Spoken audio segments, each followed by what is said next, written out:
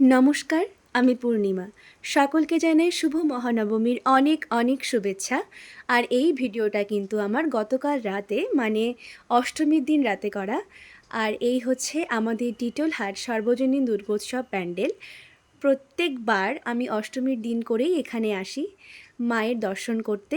আর মন্দিরে ঢুকেই মায়ের প্রসাদ পেয়ে গেলাম। আর এই যে আমাদের মা দুর্গা, মায়ের দর্শন করেই বেরিয়ে আসলাম। আর এই যে দেখতে পাচ্ছ, এটা হচ্ছে আমার ভাগ্নি।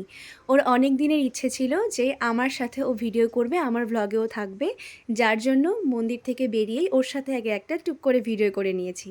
আর এই যে ছবিগুলো তোমরা দেখতে পাচ্ছ, অষ্টমীর দিন করে এখানে আর্ট কম্পিটিশান হয়, সেগুলোই এখানে রাখা আছে।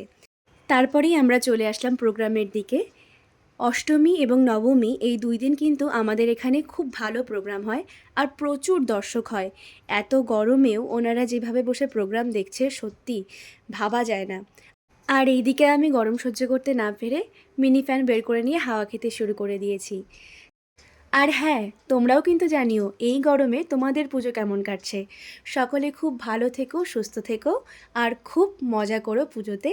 আজকের ভিডিওটা এইটুকুই। টাটা।